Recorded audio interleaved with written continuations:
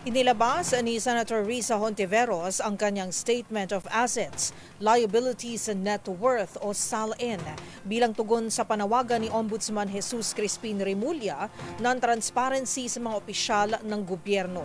Ayon kay Hontiveros, hakbang ito tungo sa accountability sa harap ng nauungkat na isyu ng katiwalian sa gobyerno.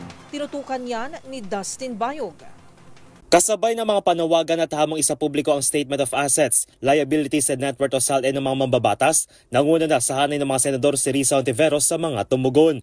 Ngayong umaga ay sinapubliko ni Hontiveros sa kanyang SALN kung saan as of December 31 na nakarang taon ay nagdeklara ito ng total assets na 19.88 milyong piso at higit 800,000 na liabilities. Aabot naman sa 18.99 milyong piso ang kanyang kabuuang net worth. Ilan sa kanyang mga declared assets ay ilang residential properties at mga personal properties tulad ng cash deposits, sasakyan at equity sa mga installment purchase. Ang pagsasapubliko ng senadora ay kasunod sa kanyang pagsuporta sa sinagawa ng ombudsman na luwagan ang restriction sa public access sa mga SALN ng mga opisyal ng gobyerno.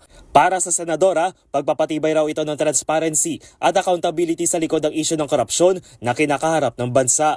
Bukod sa senadora, nagbahagi rin ng suporta sa pagsasapubliko ng SALN sina Senate President Tito Soto, Bam Aquino, Sherwin Gatchalian, JV Ejercito at Robin Padilla. Samantala, bago si Hontiveros, nauna na magsapubliko ng kani-kanilang SALN ang Makabayan Block sa mababang kapulungan sa pangunguna ni ACT Teachers Representative Antonio Tino, Gabriela Representative Sara Jane Elago at Kabataan Representative Rene Co. Sa kanilang release SALN, si Tino may pinakamataas na net worth sa higit 10 milyong piso noong July 2025, habang si Elago ay may higit 1 milyong pisong net worth noong September 2025 at si Co na may 280,000 na net worth para sa July 2025. Ang kanila nagkakaisang panawagan, magkusa ang Pangulong Bongbong Marcos, Vice President Sara Duterte at lahat ng halal na opisyal na ilabas ang kanilang SALN sa ngalan ng transparency at accountability. Para sa MBC TV Network News, ito si Dustin Bayog ng DZRH TV. Una sa Pilipinas, una sa Pilipino.